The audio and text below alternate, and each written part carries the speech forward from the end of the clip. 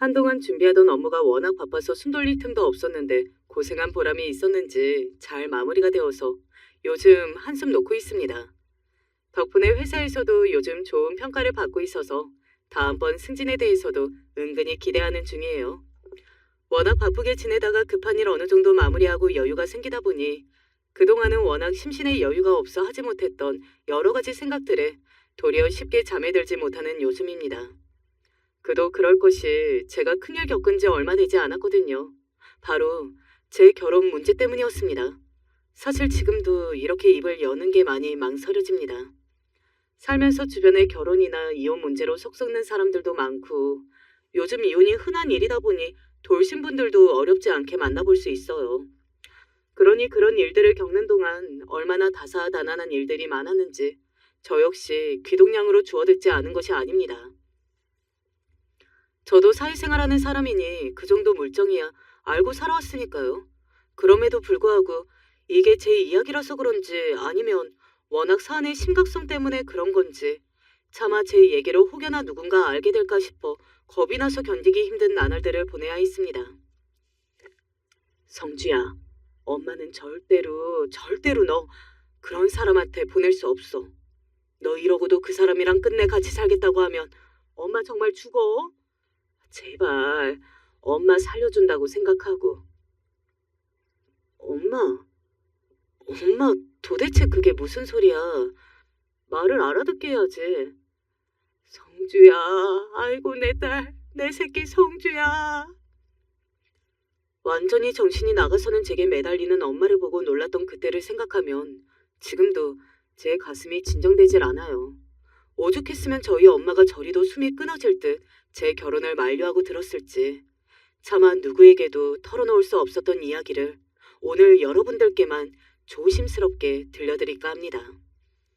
저는 위로 오빠가 하나 있는 걸 제외하면 집에서 유일한 딸 자식입니다. 저희 나이대야 남매 둘 키우는 게 그리 유별난 것도 없는 평범한 가정 형태 아니겠습니까? 뭐 남녀 차별 때문에 아직도 마음고생을 하는 딸 자식들도 제법 되는 걸로 압니다만 적어도 저희 집에서는 오빠와 저 사이에 편애나 혹은 아들에게만 재산을 몰아주는 등의 자식 차별 등을 하는 집은 아니었어요. 그렇다고 저희 집이 완전히 평범하냐 하면 또 그런 것도 아니었습니다. 너 엄마가 학교 끝나면 곧장 집으로 오라 그랬지. 저녁 먹을 시간이 다 돼서 여자애가 겁도 없이 늦게까지 나돌아다니고. 너 정신이 있어 없어? 엄마, 아직 밖에 해도 안 졌어. 그럼 친구들 다 같이 모여서 노는데 맨날 나만 빠져? 엄마 진짜 나 왕따라도 됐으면 좋겠어.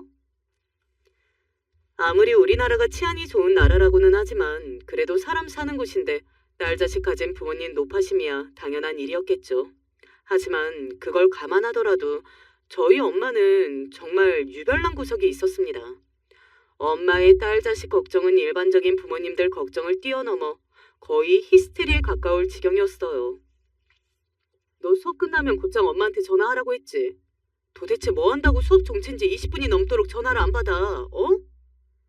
엄마, 나 오늘 주반이라고 얘기했잖아. 그럼 당연히 학교 끝나고 나서 주반 활동해야지. 그렇다고 그 20분 잠깐 전화 안 받았다고 여기까지 쳐들어와? 내가 엄마 때문에 정말 못 살아. 애들 다 돌아갔으니까 망정이지. 누구 남아있기라도 하면 어쩌려고 교실까지 쳐들어와? 내가 진짜 엄마 때문에 창피해서 못 살겠어. 같이 주번을 하던 친구와 방과 후에 나머지 정리를 하느라 바빠서 잠깐 엄마 전화를 받지 못하자 그대로 교실로 쳐들어온 엄마였습니다. 그나마 저랑 같이 주번했던 친구가 저랑 친한 사이였고 또 말수가 적고 입이 무거운 친구여서 망정이었지. 입산 친구랑 같이 주번이라도 됐으면 정말 어쩔 뻔했어요. 저 나이 때 친구들 사이에서의 평판이 얼마나 중요한지는 학창시절을 경험해보신 분들이라면 모두 알고 계실 겁니다. 그건 괜히 엮었다가 껄끄러워질 만한 유별난 부모들 역시 마찬가지였어요. 그 나이 때는 친구들과의 관계가 그 무엇보다도 절대적이지 않습니까? 저한테 저렇게 유난을 떠는 엄마인데 저러다 제 친구들한테까지 실수하지는 않을까? 저런 엄마 때문에 주변 친구들한테 답도 없는 마마거리라고 요상한 소문이라도 나지 않을까? 학창시절 내내 제 심장은 긴장감으로 남아날 새가 없었습니다. 엄마가 거의 집착에 가까울 정도로 저를 관리하려고 드는 것만 제외하면 지극히 상식적인 사람이었기 때문에 더더욱 우라통이 터질 수밖에 없었습니다. 여보, 적당히 좀 하라니까. 저러다 우리 딸내미 정말 말라 죽겠어. 당신은 모르는 소리 하지 말아요. 어차피 일한다고 바빠서 애들한테 제대로 신경도 못 써주면서. 내가 그나마 딸 자식 이렇게 싸고 도니까 이 정도라도 되는 거지. 요즘 세상이 얼마나 험한데. 뭘 믿고 딸 자식을 밖에다 풀어놔요. 나는 얘 아빠 아니야. 나는 우리 애 걱정 안 해. 그래도 성주가 저렇게 싫다고 하잖아. 가뜩이나 이제 사춘기 들어서서 예민할 시기에 당신까지 저렇게 들들 볶아서 되겠어? 그러니까 더 신경을 써야지. 요새 애들 사춘기 핑계로 엇나가는 애들이 얼마나 많은 줄 알아요? 우리 때랑은 다르다니까. 부모가 돼서 자식 새끼 나쁜 길로 빠지지 않을까 걱정을 해도 모자랄 판에. 다른 문제로는 부딪힐 일이 없었던 부모님께서도 제 문제에 있어서만큼은 결코 굽힐 생각이 없는 엄마 때문에 싸움이 잦아질 수밖에 없었습니다. 저는 저대로 속이 터져 죽을 지경이었어요. 제가 평소에 부모님 걱정시킬 만한 짓을 한다거나 소위 일진 같은 노는 애였다면 그나마 할 말이 없었을지도 모르겠어요. 하지만 저는 학창 시절에 정말 흔하게 볼 수 있었던 평범하디 평범한 학생이었습니다. 학급에서도 그렇게 튀는 편이 아니었고 소심한 면이 있어서 나대는 성격도 아니었어요. 중상위권 성적에 눈에 띄지 않게 조용하게 학교 생활하는 평범한 축에 드는 아이였죠. 도리어 엄마가 나서서 저렇게 저를 통제하려고 드는 통에 없던 반발심마저 올라올 지경이었습니다. 제가 더더욱 이런 엄마의 행동을 견딜 수가 없었던 건 이런 행동은 오로지 저에게만 국한되어 있었다는 겁니다. 왜 안 되냐고. 다른 사람도 아니고 엄마도 다 아는 친구들이고 남자애 하나도 없이 여자들끼리만 놀 건데 왜 안 되냐는 말만 하냐고. 네가 지금 제정신이야? 그럼 멀쩡한 집 놔두고 집 밖에서 잠을 자고 온다는데 이 쥐방울 만한 게 세상 무서운 줄도 모르고. 문 걸어 잠그고 우리들끼리만 있을 거라니까. 왜 나는 안 되는데. 오빠는 그저께도 친구 집에서 자고 왔잖아. 오빠랑 너랑 같아? 지 오빠 팔목 반절밖에 안 되는 게. 너 누가 길 가다 네 손목이라도 잡아채도 뿌리칠 힘이나 있어? 그렇게 잔뜩 흥분해서는 오빠의 반절밖에 되지 않는다는 제 팔목을 부여잡고 짤짤 흔드는 엄마였습니다. 이런 식으로 여자친구들끼리 놀기로 한 약속이 저 때문에 번번이 파토가 난 것도 한두 번이 아니었습니다. 애들이 착해서 그렇지 저 때문에 신나게 계획했던 일들이 자꾸만 취소되는데 친구들이라고 기분이 좋을 리 있었겠습니까? 또 그런 친구들이 실망하는 걸 봐야 하는 저는 어떻고요. 고집스러운 엄마 때문에 매번 친구들에게 미안해하는 제 처지가 그때는 너무 싫었어요. 그렇게 여느 때와 같이 엄마에게 시달리고 있는 저를 보고 아버지가 끼어드셨습니다. 당신 그만 좀 해. 애를 그렇게 가둬만 두면 오히려 반항심만 더 커진다고. 우리 성주가 어디 밖에 나가서 벌짓하고 돌아다닐래요? 부모 걱정시키고 돌아다닐 애도 아니고 우리 딸 착하고 반듯한 거 뻔히 알면서 왜 이렇게 가둬두질 못해서 안달이야? 부모가 돼서 자식을 좀 믿어주기도 해야지. 내가 애 못 믿어서 그래?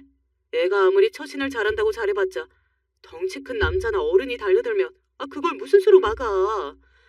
내가 어디 없는 소리에 매일 뉴스만 봐도 평범하게 살던 여자들이 범죄의 대상이 돼서 험한 일 당하는 게 하루가 멀다고 나오는데 아빠나 딸내미나 경각심이 없어도 어떻게 이렇게 없을 수가 있어? 아니, 그걸 애나 나나 모르겠냐고. 당신이 걱정하는 거 아니까 애가 더 조심스러워하는 거 알면서. 몰라. 다 듣기 싫어. 이번에도 안 보내준다고 하면 나 진짜 가만히 안 있을 거야.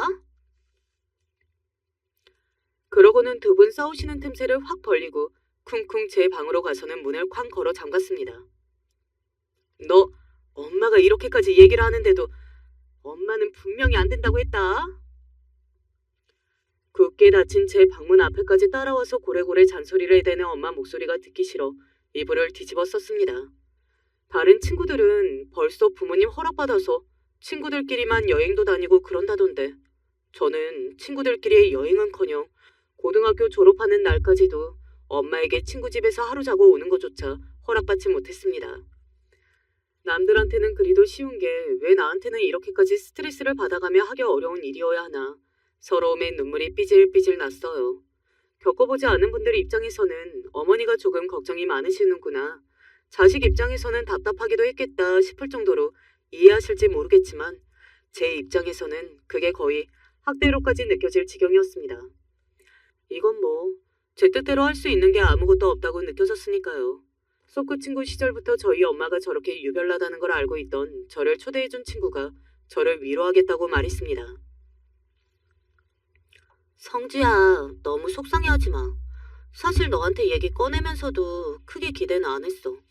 그래도 이번에는 내 생일이기도 하고 아줌마도 나 많이 예뻐해 주시니까 괜찮지 않을까 싶어서 물어본 거였는데 괜히 너만 더 속상하게 만든 것 같다. 아니야, 생일인데 괜한 일로 신경 쓰게 하고 내가 정말 미안해. 미안하긴 무슨. 그래도 아줌마가 좀 너무하시다 싶기는 하네. 사실 이번에는 나도 조금 기대하긴 했는데 옆에서 보는 나도 이런데 네가 오죽이나 답답하겠어. 제 걱정에 제 성화를 들어주던 친구가 금방이라도 울 것 같은 제 표정을 보고 아차 싶었는지 황급히 덧붙였습니다. 그래도 성주 너희 엄마는 너 안정 문제나 집에 들어오는 문제로만 잔소리하시지 성적이나 다른 것 갖고는 뭐라고 안 하시잖아. 우리 엄마는 이번에도 성적 더 떨어지면 용돈 끊겠다고 벌써부터 아주 난리라니까. 네, 저희 엄마가 다른 부분까지 모조리 저를 통제하고 압박하려고 들었다면 아마 오빠만 사랑하고 나를 사랑하지 않아서 저런다고 생각했을지도 몰라요. 친구 말대로 제 귀가 시간 문제나 연락 문제나 집 밖으로 나가는 등의 문제를 제외하고 성적이나 그 외의 부분에 대해서는 제가 속상할 만한 소리를 하지 않는 엄마이셨습니다. 엄마가 늘 입에 달고 사는 소리가 이런 거였어요. 공부야 잘하면 좋지만 그것도 자식 새끼 멀쩡히 건강하게 옆에 있을 때나 얘기인 거지. 나 다른 건 너한테 바라는 거 하나도 없다. 그저 별일 없이 건강하게 엄마 옆에 있어주는 거. 그거 하나밖에 바라는 게 없는데 딸 자식이라고 이런 엄마 마음을 알아줄 턱이 있나. 내 속만 타지. 귀에 못이 박히도록 들은 소리를 지겹지도 않은지 또다시 반복하며 빨래를 개고 있는 엄마 옆에 여전히 기분이 풀리지 않아 불퉁하게 앉아있는 저였습니다. 여전히 뾰족한 목소리로 엄마에게 되받아쳤어요. 그렇게 자식 새끼들 걱정스러우면 오빠한테도 똑같이 해야지. 아무리 오빠가 남자라도 미성년자인 건 나나 오빠나 마찬가지인데 맨날 나만 잡으려고 드니까 엄마 같으면 화 안 나겠어?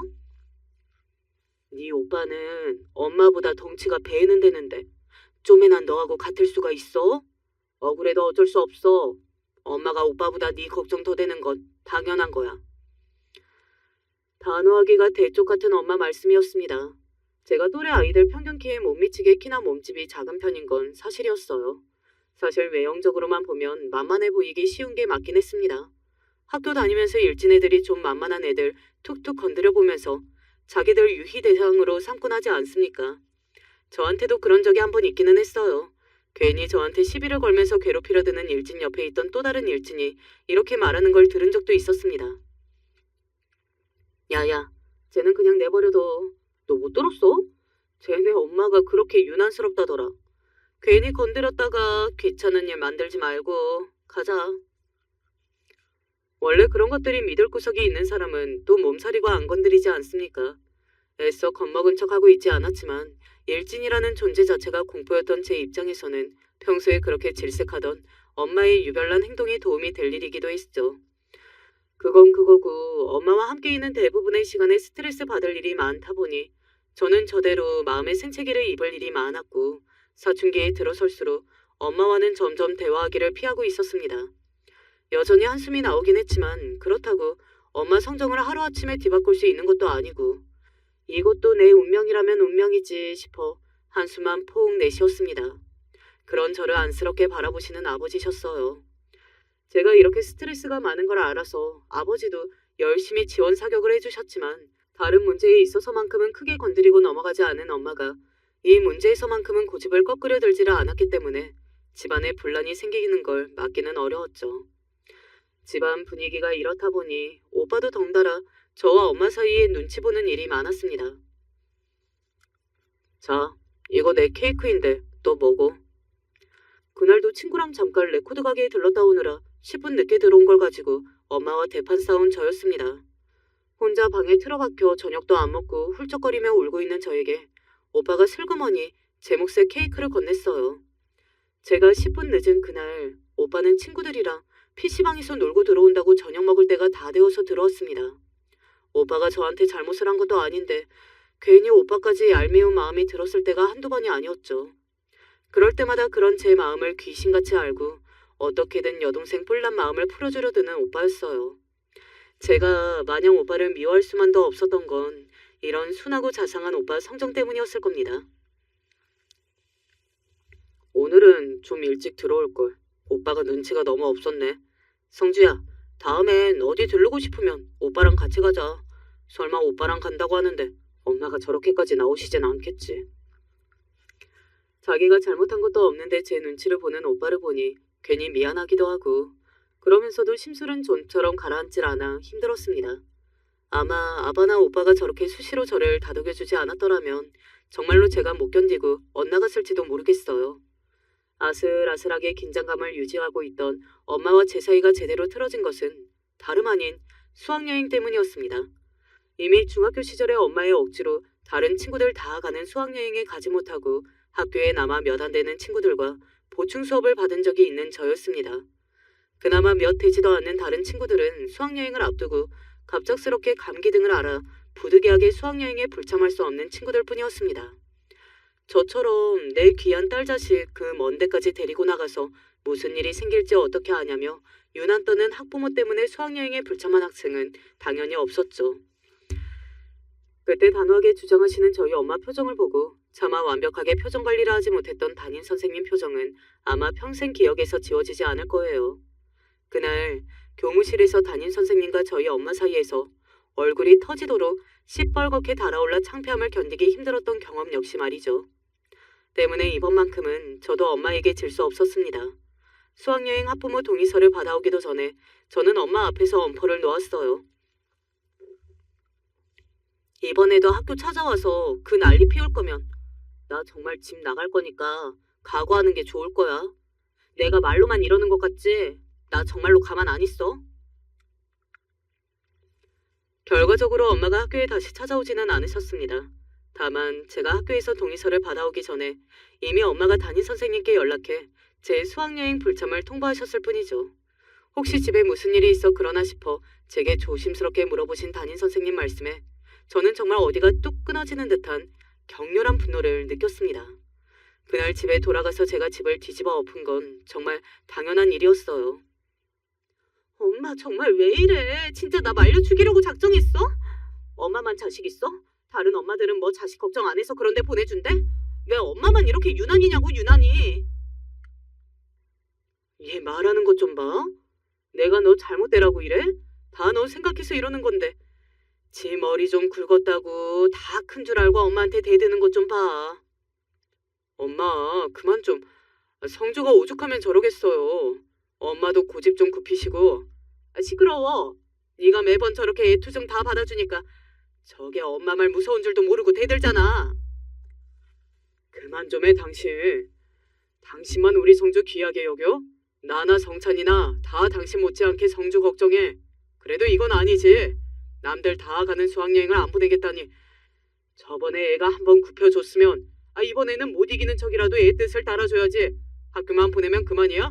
애가 정상적인 학창생활은 할 수 있게 해줘야 할 거 아니야. 이번만큼은 온 가족이 제 편이 되어주어 엄마와 맞서 싸웠습니다. 평소에 유순하게 당신 말씀 잘 듣던 오빠까지 적극적으로 제 성화를 들자 엄마는 더 분한 모양인지 소리를 치셨습니다. 안 된다면 안 되는 거야. 어디 어린 여자애가 부모도 없이 그 먼 데까지 나간다고 그래? 절대 안 돼. 하지만 저는 이제 더는 물러날 곳이 없었어요. 이번에도 엄마 뜻에 꺾였다가는 평생 내 의지대로 살지 못하고 엄마한테 꽁꽁 매어서 벗어날 수 없을 것만 같았습니다.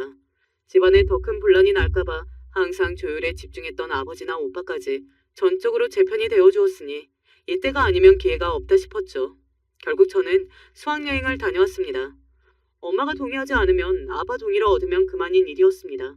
제 뜻을 관철하고 해방감에 신나는 시간을 보내고 돌아온 저를 쳐다보지도 않고 며칠간 말도 붙이지 않는 엄마였지만 어디 그러려면 그러라지 싶을 정도로 즐거운 시간을 보낸 저였습니다. 엄마의 말도 안 되는 고집을 꺾고 이긴 적이 그때가 처음이었으니 통쾌한 마음은 더 할 수밖에 없었어요.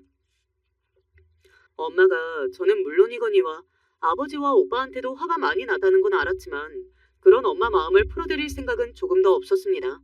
제가 잘못한 것도 없는데 그동안 당한 게 얼만데 남들 다 갔다 오는 수학여행 다녀왔다고 엄마한테 굽히고 들어가겠어요. 그러다 보니 그날을 기점으로 엄마와 제 사이가 더 냉랭해질 수밖에 없었죠. 그러는 와중에도 여전히 엄마는 제가 조금이라도 늦게 귀가하려 치면 전화통에 불이 나도록 전화를 걸어왔습니다. 그러니 근본적으로 엄마한테 딱히 바뀐 점은 없는 셈이었어요. 진학을 결정할 시기에 제가 대학을 선택했던 가장 큰 기준은 학교 내에 기숙사 시설이 완비되어 있는지, 그리고 제가 그 학교의 기숙사 입소에 필요한 성적이 되는지 딱 그거 두 개였습니다. 지금까지야 엄마의 그늘을 벗어날 수 없는 미성년자 신세인이 그렇다 치더라도 성인이 돼서까지 이렇게 살 수는 없었어요. 제가 친한 친구 집에서 하룻밤 자고 오는 것도 허락받은 바가 없었는데 애초에 자체 허락을 받을 거라고는 꿈도 꾸지 않았습니다. 그러니 제게 남은 대안은 대학 기숙사뿐이었죠. 제가 제깍 집으로 들어오는지 연락은 제때 받는지는 혈안이 되어 있지만 다른 문제에 대해서는 딱히 제재하지 않았던 엄마도 별 의의 없이 제가 선택한 대학들 목록에 수긍하셨습니다. 물론 합격 이후 제가 엄마 몰래 기숙사 신청을 했다는 걸 알고 나서는 집안이 발칵 뒤집어졌지만 말입니다. 너 이렇게 중요한 문제를 엄마한테 상의도 안 해? 상의를 하면 뭐가 달라져? 그럼 거기서 우리 집까지 거리가 얼마인데 설마 집에서 다니라는 거야? 왜 못 다녀? 왕복 4시간씩도 다니는 애들도 있다던데. 제가 합격한 대학교는 저희 집에서 1시간 반 이상 떨어진 곳이었어요. 3시간 통학이라니 기함을 할 판에 남들은 길을 쓰고 들어가려는 기숙사에 떡하니 붙은 걸 다행스럽게 여기지는 못할 망정 말도 안 되는 억지를 쓰는 엄마였습니다. 나는 그렇게 못 살아. 그리고 내가 한두 살 먹은 어린애야? 이제 대학 가면 앞으로 선배들한테 술 마시자고 끌려나가는 자리도 있을 거고 시험 공부하느라 늦어지면 귀가 시간도 늦어질 텐데 차 끊기면 그때는 어쩌라고. 그렇게 걱정되는데 대학 보낼 생각은 어떻게 했대? 설마 대학 가서도 공강 시간 언제인지 집에 언제 오는지 전화로 들들 볶으려고 했어? 그게 가능할 거라고 생각해? 그동안 맺힌 게 많은 만큼 제대로 엄마 뒤통수를 쳤다는 생각에 한껏 기세가 등등해져서는 엄마를 약 올리듯 말했습니다. 지금 생각하면 엄마 입장에서는 아주 못할 말도 아니었지만 그동안 워낙 제가 당한 게 있다 보니 제게 그런 통보를 들었을 엄마의 분노나 서운함보다는 어떻게든 앞으로의 내 자유를 쟁취해내야겠다는 마음뿐이었어요. 안 돼. 집안 어른 허락도 안 받고 그게 무슨 짓이야? 왜? 이번에도 나 몰래 기숙사에 전화해서 나 받지 말라고 하기라도 하게? 나 이제 엄마가 엄마 마음대로 휘두를 수 있는 어린애 아니야. 그런 짓 했다가는 나 모르는 사람이라고 그냥 무시하라고 하면 그만이야. 그러니까 쓸데없는 짓 할 생각 하지 마. 배신감에 부들부들 떠는 엄마를 이겨먹었다는 승리감에 취한 저였습니다.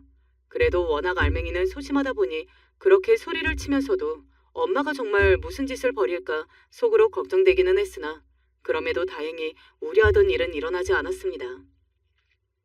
이제 다 큰 자식인데 너희 엄마라고 도리 없는 일이라는 건 모르진 않겠지. 엄마는 아빠가 얘기 잘 해볼 테니까 걱정하지 말고. 아버지도 내심 제가 엄마와 부드럽게 이야기하길 바라신다는 걸 알고 있었지만 워낙 딸님이 당하고 산 세월을 알고 계시니 다른 말씀도 못하시고 그렇게만 말씀하시더라고요. 그렇게 저는 갑갑하게 짝이 없었던 본가를 떠나 대학 입학과 동시에 기숙사 생활을 시작하게 되었습니다. 엄마의 통제에서 벗어나 처음으로 만끽하는 자유는 즐겁기 그지없었습니다. 처음 입학하고 얼마간은 집에 거의 들르지도 않았어요. 그동안 억압되었던 생활의 보상이라고 생각하니 시간 가는 게 아깝게 느껴질 정도였습니다. 갓 새내기가 되었다고 늦게까지 술도 마셔보고 동기들과 외출도 해보고 그동안 벼르고 벼렀던 것들을 다 해보았죠. 막상 해보니까 참 별것도 아니더라고요. 그리 대단치도 않은 일들을 뭐라고 그렇게까지 못하게 했는지 더더욱 엄마가 이해가 가지 않을 정도였습니다. 그것도 몇 번 해보니 금방 시들해지더라고요. 애초에 제 성격 자체가 노는데 안달이 날 정도로 활발한 성격도 아니었고 그저 해보지 못한 것에 대한 동경이 더 컸다는 걸 직접 해보고 나서야 깨달을 수 있었습니다.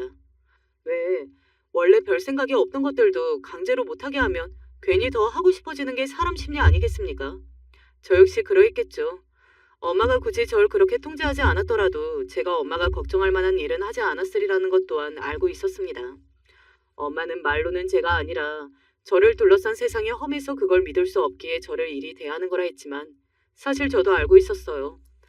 엄마가 정말로 저를 믿었더라면 그렇게 숨막히는 행동까지는 하지 못했을 거라는 걸요. 사실은 딸인 저를 완전히 신뢰하지 않았기에 엄마가 제게 저질렀던 행동들에 대한 반발심이 컸던 거겠죠.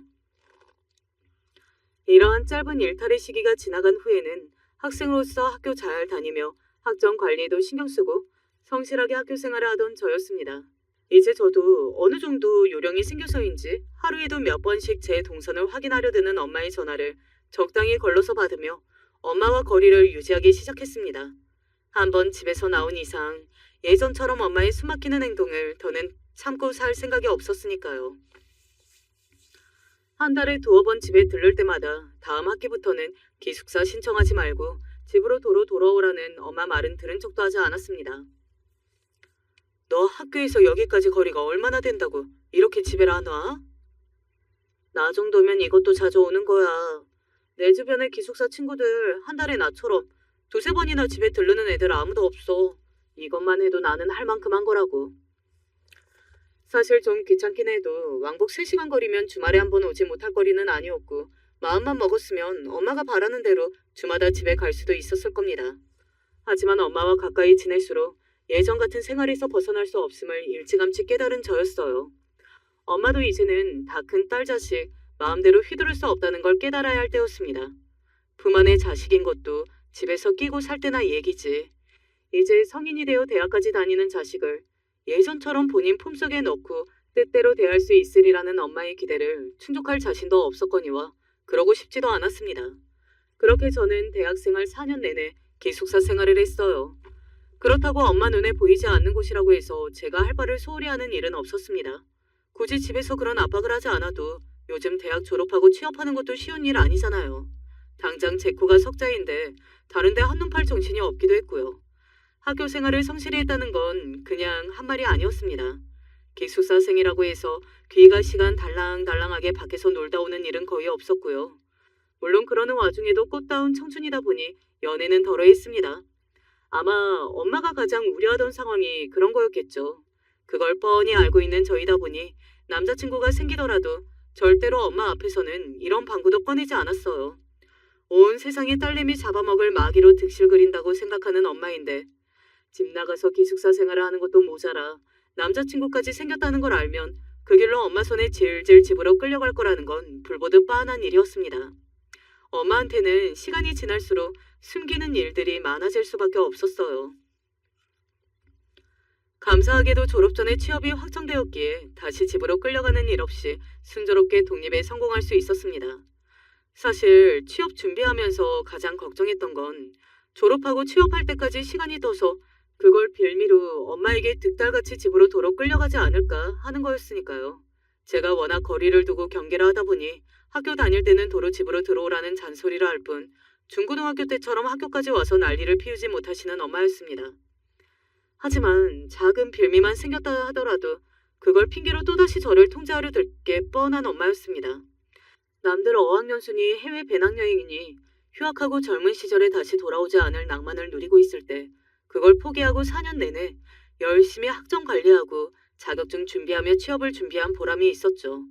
취직한 회사도 거리가 좀 있긴 해도 조금 무리하면 본가에서 다닐 수 있을 법했지만 한번 집에서 나온 이상 다시 집으로 들어가는 건 제게 있을 수 없는 일이었습니다.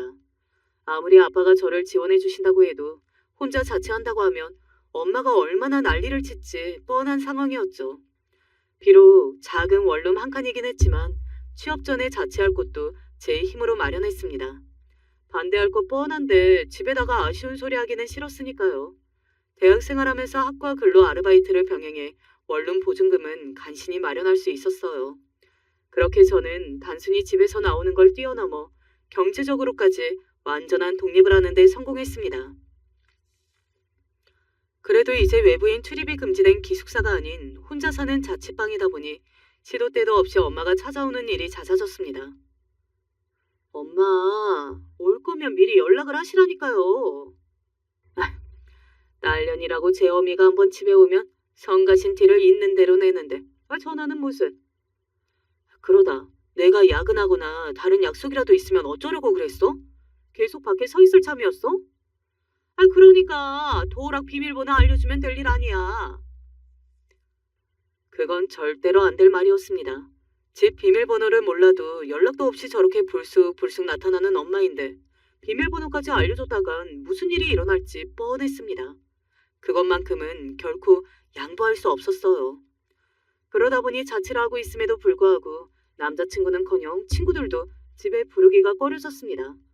어린애도 아니고 이제 다 큰 성인이 엄마한테 인간관계까지 하나하나 싫은 소리 들을 걸 생각하면 끔찍했으니까요. 그래서 데이트도 무조건 집 밖에서 했습니다. 취업한 지 얼마 되지 않아 회사 동기가 추천해준 동호회 활동을 하다 그 사람을 처음 만나게 되었습니다. 서글서글한 인상에 호감형 외모로 동호회 회원들의 호감을 사던 그 사람과 가까워진 건 순식간의 일이었어요. 일찍이 부모님을 여의었다는 그는 어려운 환경 속에서도 자신의 처지를 비관하지 않고 꿋꿋하게 자라난 심지 굳은 사람이었습니다. 비록 유년 시절에 부침이 많았으나 학창 시절부터 끊임없이 아르바이트를 하며 차곡차곡 경력을 쌓아 이제는 건실한 청년 사업가가 된 사람이었죠. 지금이야 나도 사람 굿이라고 살지만 어릴 적에 부모 없는 어린애를 누가 반겨줬겠어? 낙해서 몇 달씩 봐주시던 친척들도 본인들 가정이 있고 자식이 있는데 계속 나를 키워주기는 쉽지 않으셨겠지. 그러다 보니 여기저기 옮겨다니며 생활하는 건 기본이고 어디에서 지내도 내 집이 아니다 보니 항상 불안했던 것 같아. 겉보기에 그렇게 자신감이 넘쳐 보이고 항상 밝은 표정이던 그 사람이 제게만 조심스럽게 손내를 털어놓았을 때 얼마나 안타까웠는지 모릅니다. 저렇게 단단해 보이는 사람한테도 그렇게 불우한 시절이 있었다니. 이래서 사람은 겉만 봐서는 모르는 거다 싶기도 했죠. 한편으로는 그 시절에 외로웠을 그 사람을 꼭 안아주고 싶은 기분이었습니다. 아직 이런 이야기 꺼내기 이르다는 건 알지만 내가 가져본 적이 없어서 그런가. 나는 내 생활만 안정되면 일찍 결혼해서 가정을 이루고 싶었어. 친한 친구나 지인이라고 해도 가족만큼 가까울 수는 없는 거잖아. 그 어떤 일이 있어도 내 편이 되어주는 가족이 있었으면 했어. 그리고 그 가족이 성주 네가 되었으면 좋겠고. 만난 지 반년도 되지 않아 그 사람으로부터 결혼하자는 이야기를 들었을 때 솔직히 당황하기는 했습니다. 저도 독립해 직장 생활을 하는 어엿한 사회인이긴 했지만 아직 20대였고 그렇게 이르게 결혼할 생각은 해보지 못했으니까요. 하지만 그 사람 입장에서 생각해보면 늘 외로웠을 그 사람이 서둘러 가정을 이루고 싶어 한다는 걸 이해하지 못한 바도 아니었습니다. 무엇보다 항상 가족에 대한 결핍을 느끼고 있는 그 사람이 안타까웠어요. 제가 해줄 수만 있다면 그 사람이 원하는 바를 들어주고 싶었습니다. 하지만 그러기엔 저 역시 걸리는 것이 있었습니다. 수은 씨, 아마 나 결혼한다고 하면 우리 엄마한테서 좋은 소리는 못 들을 거야. 그건 수은 씨가 부모님이 안 계신다거나 그런 문제가 있어서 그런 게 아니고 우리 엄마가 워낙 유별난 데가 좀 있으셔. 그렇게 저는 제가 자라오면서 엄마의 억압 아래 얼마나 힘든 시간을 보내야 했는지 어렵게 이야기를 꺼냈습니다. 제 힘으로 제가 만나는 사람에게 이런 이야기를 해보긴 처음이었어요. 누가 들어도 정상적인 상황은 아니었기에 말을 하면서도 저 사람이 어떻게 반응하려나 싶은 걱정에 심장이 쿵쾅쿵쾅 뛰었습니다. 그렇게 어렵게 이야기를 마친 제게 그 사람이 말했어요. 성주, 네가 그동안 힘들었겠다. 어머님이 솔직히 지나친 부분이 있으신 것 같기는 하네. 하지만 내가 그런 사랑을 못 받아보고 자라서 그런가? 과하시긴 해도 어머님 마음이 아주 이해가 가지 않은 건 아니야. 부모 형제도 없는 놈이 귀한 딸 데려가겠다는데 마냥 좋다고 하실 부모님이 어디 있겠어. 나도 그 정도는 감안하고 이야기한 거니까 너무 걱정하지 마. 너른 마음으로 저를 도닥여주는 그 사람이 고마웠습니다. 그래도 역시 이 사람을 데려갔을 때 엄마의 반응이 두렵긴 매한가지였어요. 결혼하고 싶은 사람이라고 저희 집에 그 사람을 소개하기로 하기 전 오빠와 아버지에게 미리 밑밥을 잔뜩 쳐두었음에도 불안감은 좀처럼 가시질 않았습니다. 아니나 다를까 딸 자식 옆에 앉은 생전 처음 보는 젊은 남자를 한껏 경계의 눈으로 바라보는 엄마였습니다. 어찌나 사람을 무안할 정도로 빤히 쳐다보는지 좀처럼 동요하는 일이 없는 그 사람이 당황스러워하는 게 제 피부로 느껴질 정도였습니다. 엄마의 무례함은 거기서 그치지 않았어요. 내가 아직 애 나이도 어리고 벌써부터 시집 보낼 생각이 없긴 하지만 그래도 결혼 생각까지 있다니까 하는 말인데 다른 것도 아니고 결혼해서 가족으로 살아야 하는데 확인할 건 확실하게 짚고 넘어가야지 않겠어요? 부모님은 돌아가셨다니까 그렇다 치더라도 친족 관계에 있는 사람 중에 위험한 사람은 없는지 범죄 기록 조회는 확실히 해줬으면 좋겠는데. 엄마! 제가 경악에 차 소리를 질렀습니다. 아버지나 오빠도 설마 엄마 입에서 대놓고 저런 소리가 나올 거라고는 상상조차 못하셨는지 얼굴이 새파랗게 질려버렸어요. 옆에 앉은 남자친구도 당황해서 얼굴이 굳어버렸습니다. 수은 씨, 일어나. 여기서 이런 얘기 더 듣고 있을 필요도 없어. 너 가만히 안 있어? 내가 뭐 못할 소리 했어? 그럼 내가 내 딸 자식 이 정도도 확인 안 하고 넘겨줄 줄 알았어? 사과는커녕 기세가 등등해서 소리치는 엄마를 보니 창피함을 넘어서 수치심까지 느껴질 정도였습니다. 도대체 무슨 생각으로 저 사람을 엄마 앞에 데려올 생각을 했는지 스스로가 원망스러워 미칠 지경이었어요. 그 길로 남자친구를 끌고 나왔습니다. 수은 씨, 내가 정말 미안해. 도대체 무슨 말로 사과를 해야 할지조차 모르겠어. 정말 미안해. 평소 같았으면 일단 저부터 달래주려 들었을 사람이 어지간히 당황한 게 아니었는지 그러고도 한참을 정신을 못 차리고 있더라고요. 그런 모습을 보니 남자친구에 대한 미안함과 함께 엄마에 대한 분노가 더더욱 솟구쳤습니다. 그 이후로 전화통에 불이 날 지경으로 엄마가 지긋지긋하게 연락을 걸어왔지만 단 한 번도 응답하지 않았습니다. 이번만큼은 도저히 엄마를 용서할 수가 없었어요. 많이 봐줘서 정말 저를 걱정하는 마음에 남자친구 친인척에 대한 범죄 경력 조회를 하고 싶었다 한들 그걸 처음 보는 딸의 남자친구 앞에서 면전에다 대고 얘기를 하다니 그건 그 사람 하나만 무시한 게 아니라 저까지 무시한 처사였습니다. 엄마가 조금이라도 제 생각을 했더라면 어떻게 그 사람 보는 앞에서 저한테 이러실 수가 있습니까? 그 이후로 엄마에게 결혼 허락을 받을 생각조차 하지 않았습니다. 이젠 더 이상 엄마의 허락은 무의미하다고 생각했어요. 어차피 제가 누굴 데려간다 하더라도 엄마 눈에 차지는 못할 터였습니다. 엄마가 그 폐악을 부려서인지 엄마에 대한 분노와 함께 남자친구에 대한 애정 역시 활활 불타올랐습니다. 성주야, 괜찮아. 그날은 내가 너무 당황해서 제대로 대처도 못했네. 내가 100번 사과를 해도 모자랄 판에 수은 씨가 사과를 하면 어떡해. 나 이제 우리 엄마 허락 같은 거 필요 없어. 수은 씨, 더는 우리 엄마한테 그런 모욕 안 겪게 할 거야. 나 정말 괜찮다니까 그러네. 성주야, 그럼 혼인신고부터 먼저 할까? 남자친구 말이 순간 멈칫한 저였습니다.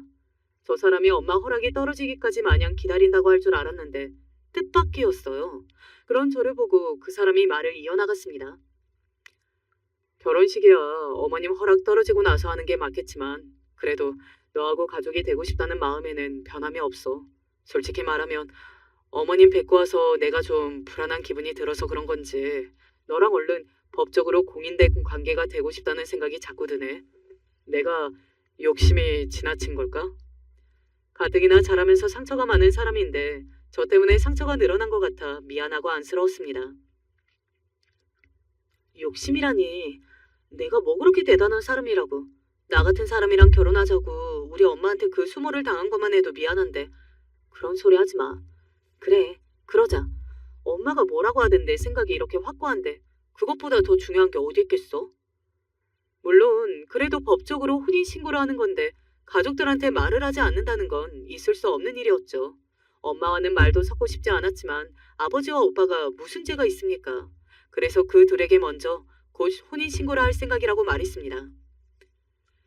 성주야, 얼마 전에 엄마가 한 말 때문에 너희 마음이 많이 상했으리라는 건 알지만 그래도 아직 넌 아이도 어린데. 걱정을 감추지 못하는 아버지와 오빠였지만 그럼에도 쉽게 반대의 말씀을 꺼내지는 못하시더라고요. 이미 그 사람에게는 따로 만나서 사과의 말씀을 전하신 아버지셨습니다. 제 아내 때문에 예비 사이가 그런 일을 겪었으니 아버지 입장에서는 그 사람한테 부채감이 있으셨겠죠. 결국 마지못해 알았다는 승낙을 받아냈습니다. 그 사람 손을 잡고 구청에 혼인신고를 하러 가던 날은 아침부터 날씨가 화창했어요. 꼭 앞으로의 저희들을 축복하는 것 같다는 감상에 빠져들 정도였습니다. 비록 엄마의 허락은 받아내지 못했지만 저 사람과 함께 서로 의지하며 저 사람의 유일한 가족이 되어줄 생각이 들뜬 저였습니다. 그렇게 구청에 갔더니 이미 앞서 신고를 하러 온 사람들이 꽤 있어서 조금 기다려야 했어요. 그러던 와중에 남자친구가 화장실에 간다고 잠시 자리를 비운 사이 전화가 걸려왔습니다. 엄마였어요. 아무래도 아버지에게 제 혼인신고 소식을 들은 모양이라고 생각했습니다. 여러 통 전화가 걸려왔다 끊기도록 엄마 전화를 받지 않았어요. 그러다 문자가 한 통 날라왔습니다. 성주야, 살려줘. 제발 엄마 좀 살려줘. 이건 또 무슨 속셈인가 하는 생각이 먼저 떠올랐지만 그래도 문자 내용이 내용인지라 찜찜하기 짝이 없었습니다. 그렇게 잠시 망설이는 동안 다시 엄마의 전화가 걸려왔어요. 조금 망설이던 제가 결국은 전화를 받았습니다. 이 문자 뭐야? 무슨 일이야, 엄마? 성주야, 성주야, 제발. 화를 내거나 소리를 지르거나 할 줄 알았던 엄마의 반응은 예상 밖이었습니다. 곧 숨이 넘어갈 것처럼 가쁘게 숨을 헐떡이는 엄마의 목소리는 위태로웠어요. 순간 불안한 생각이 제 머리를 스치고 지나갔습니다. 정말로 무슨 일이 났나 싶어 심장이 벌렁거리기 시작했어요. 무슨 일이야? 도대체 왜 이래? 지금 빨리 뒷문으로 빠져나와. 그 사람한테는 얘기하지 말고 얼른. 벌써 저희가 혼인신고하러 간 구청까지 쫓아온 모양이었습니다. 이것도 혼인신고를 막아보겠다는 엄마의 수인가 미심쩍었지만 그래도 엄마 목소리가 워낙 떨리고 있어 모른 척할 수가 없었어요. 나를 이렇게까지 걱정시키고도 이번에도 또다시 나를 실망시키면 정말이지 가만히 있지 않으리라 생각하며 구청 뒷문으로 빠져나왔습니다. 제가 나오자마자 엄마가 제 앞에 뛰어들었습니다. 세상에, 며칠 만에 만난 엄마의 몰골은 정말 말이 아니었어요. 성주야, 성주야, 안 돼. 너 그 사람이 어떤 사람인 줄 알고 엄마 진짜 죽어, 성주야. 두서없이 벌벌 떨며 말을 늘어놓는 엄마 손엔 웬 구겨진 사진 한 장이 얼핏 비쳤습니다. 벌벌 떨리는 손으로 엄마가 내민 그 사진은 다름 아닌 현상 수백 번 전단이었어요. 엄마 손에 왜 이런 게 들려있나 의아해할 새도 없이 저는 온몸이 얼어붙은 듯 바짝 굳어버렸습니다. 어둑한 골목의 모자를 깊이 눌러서 하관밖에 보이지 않은 남자였으나 제가 그를 알아보지 못할 리가 없었습니다. 현상수배 전단의 모습을 드러낸 그 남자는 지금 저 구청 안에서 저와의 혼인신고를 기다리고 있는 바로 그 사람이었습니다. 도대체 이게 뭐야? 더욱 저를 충격에 휩싸이게 한 건 그 사람의 범죄 혐의였습니다. 절도와 특수 강도 혐의에 이어 저를 경악해 한 것은 바로 특수 강간 혐의였습니다. 아직 안 늦었어. 아직 안 늦었어. 거의 정신이 나간 여자처럼 중얼거리는 엄마 손에 이끌려 어디로 가는지도 모르게 휘적휘적 발걸음을 옮겼습니다. 그렇게 도착한 곳은 바로 경찰서였어요. 엄마가 경찰서가 떠나가도록 전단 속 그 남자의 행방을 신고하는 동안에도 저는 단 한마디도 입 밖으로 꺼낼 수 없었습니다. 그 사람은 바로 그날로 체포되었습니다. 붙잡히는 순간 어지간히 저항을 한 게 아닌 모양인지 아침과는 영 딴 사람처럼 몰골이 엉망이 된 그가 경찰서에서 넋을 놓고 있는 저를 보고 소리를 치기 시작했습니다. 성주야, 너는 나 믿지? 내가 무슨 짓을 해도 평생 내 편 되어주기로 했잖아. 철없을 때 먹고 살기가 너무 힘들어서 저지른 실수야. 내 말 믿지? 나 기다려줄 거지? 자신의 범행을 부인하지도 않고 제게 고래고래 소리를 지르는 그 사람을 보자 그동안 제가 만난 사람은 누구였나 싶은 마음에 심장이 쿵 떨어지는 기분이었습니다. 더는 버티고 서 있을 수 없어 그 자리에 그대로 주저앉은 저를 와라 끌어안은 엄마가 주문을 외우듯 중얼거렸습니다. 괜찮아. 다 끝났어. 이제 아무 일도 없을 거야. 괜찮아, 내 새끼. 제보를 받으신 형사분께서 그런 저희 모녀를 보고 안타까운 눈으로 말씀하셨습니다. 저놈 죄질이 이만저만 나쁜 게 아닌데 어머니 아니셨으면 따님이 정말 큰일 날 뻔하셨네요. 이만하길 정말 천운입니다. 형사님 그 말에 그제야 부끄러움에 제 뒷덜미가 시뻘겋게 달아올랐습니다. 그렇게 엄마 앞에서 저 잘났다고 제멋대로 굴고 저 사람 편을 들었는데 결국 옳은 건 엄마였다니. 내가 이렇게 사람 보는 눈이 없어 내 인생을 시궁창에 갖다 박으려고 했다니. 억울함과 서러움, 수치스러움이 뒤죽박죽이 되어 고개를 들 수가 없었어요. 이제 엄마가 나를 정말 집안에 가둔다고 해도 할 말이 하나도 없겠구나 싶었습니다. 그렇게 얼굴을 감싸지고 흐느끼는 저를 보며 오히려 엄마가 제게 사과하기 시작하셨어요. 성주야, 엄마가 미안하다. 엄마가 잘못했어. 어미가 얼마나 믿업지 못했으면, 딸 자식한테 얼마나 믿음을 못 줬으면 이런 험한 일까지 내 새끼를 몰고 갔겠어. 엄마가 진작 우리 딸을 믿어줬더라면 내 새끼가 왜 엄마를 멀리했겠어. 다 엄마 잘못이다. 엄마 탓이야. 그러니까 울지 마. 그렇게 평생을 눈물로 흡수해도 바뀔 줄 모르던 엄마가 비로소 제게 사과하셨습니다. 정작 이번에야말로 그런 엄마의 과민 반응이 딸 자식인 저를 살려준 일인데도 말입니다. 그만큼 저에게도 엄마에게도 이 일은 평생 잊을 수 없는 충격이었습니다. 여제가 한둘이 아니었던 그 사람의 형량은 꽤 셌습니다. 적어도 10수년은 사회에 나올 일이 없다는 소식을 전해 들으면서도 여전히 제게 일어난 이 모든 일이 비현실적으로 느껴져 한동안 정신을 차리기 힘들었습니다. 마침 회사에서 저를 믿고 큰 프로젝트를 맡겨주시지 않았더라면 제가 기운을 차리는 데는 더 많은 시간이 필요했을 겁니다. 엄마와는 아직 서먹함이 아예 가시지는 않았으나 그래도 요즘 엄마가 저를 대하는 태도를 보면 당신 딴에는 애를 많이 쓰고 계신다는 걸 알 수 있었습니다. 그런 일을 겪었는데도 당장 저를 본가로 끌고 가지 않는 것만 해도 그렇겠죠. 물론 평생 해온 바가 있으니 여전히 제 일거수일투족을 신경을 기울이시겠지만 정도를 넘지 않으려고 많이 참고 계신다는 걸 알아요. 이번 일로 제 인생의 실이 큰 만큼 득도 아주 없지는 않은 건가 싶습니다. 이대로만 간다면 언젠가는 엄마와 허심탄회하게 속마음을 탁 터놓고 친구 같은 모녀 사이가 되는 날도 오지 않을까 내심 작은 기대를 품고 있습니다. 워낙 남들에게 말도 못 꺼낼 일을 겪다 보니 가족들이 세심하게 마음을 써주셔서 진심 어린 위로의 마음을 추스르고 있습니다. 기가 막힌 제 사연은 여기서 마칩니다. 이야기 들어주신 여러분 모두 감사드립니다. 남편은 사업을 하고 있었는데 저나 아이들이나 정말 남부러울 것 없이 잘 살았어요. 남편이 돈을 잘 벌어서 저는 다니던 회사도 그만두고 집에서 온전히 애만 보고 그런 상황에서도 남편은 너 힘들까봐 걱정돼 라며 주기적으로 가정부 아주머니까지 불러줬습니다. 정말 친구들 만나서 저 사는 이야기만 하면 어머 기집애 진짜 부럽다 라며 결혼 잘했다고 온갖 부러움 섞인 말을 듣는 통에 늘 제 어깨는 으쓱거렸죠. 남편은 여행과 관련된 사업을 하고 있었는데 정말 반토막 그 이상의 손실이 나게 되었고 하필 또 그 시기에 남편은 사업을 좀 확장하겠다고 돈을 끌어와서 빚을 진 상황이었는데 투자는 투자대로 망하고 빚은 빚대로 생겨서 저희는 70몇 평의 큰 아파트에서 간신히 아주 작고 허름한 빌라로 집을 옮겨야 했습니다.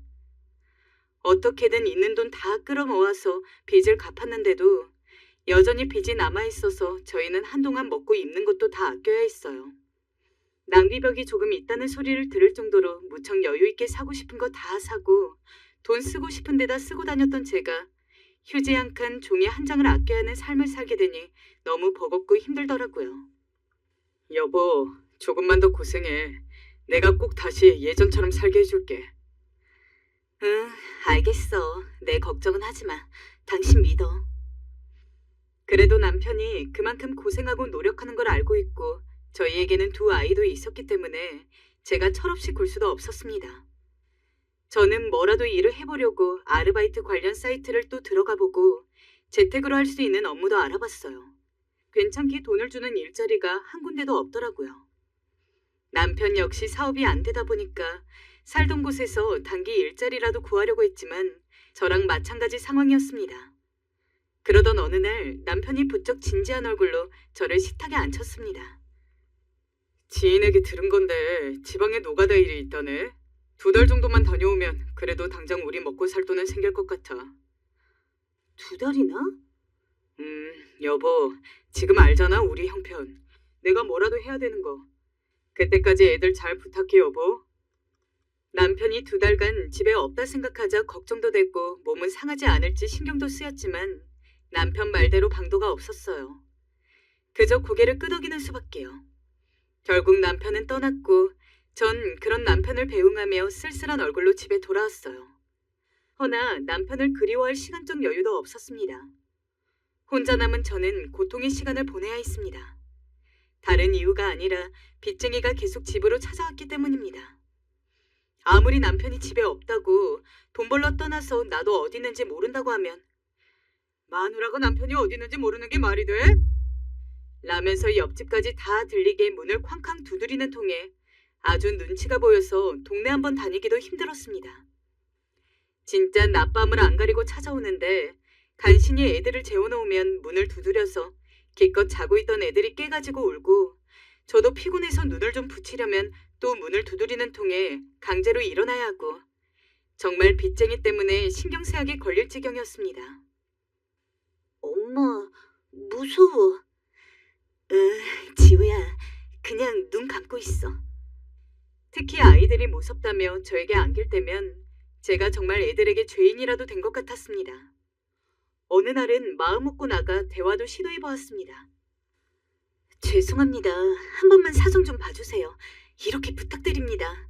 저도 남편이 어디 있는지 몰라요. 정말입니다. 거짓말하고 자빠져 있네. 야, 너 내가 애들 학교 찾아가? 어? 그래서 개망신을 좋아 정신을 차리겠어? 빚쟁이들도 참 고약했습니다. 어떻게든 그 돈 받아내겠다고 정말 마른 오징어 물기 짜듯 저를 물어뜯는데 정말 이러다 죽겠더라고요. 차라리 제 수중에 돈이 있었다면 얼마라도 쥐어주고서 이야기를 했을 텐데 돈은커녕 당장 저희 먹어야 할 쌀도 없던 형편이었죠. 쌀이 떨어졌네.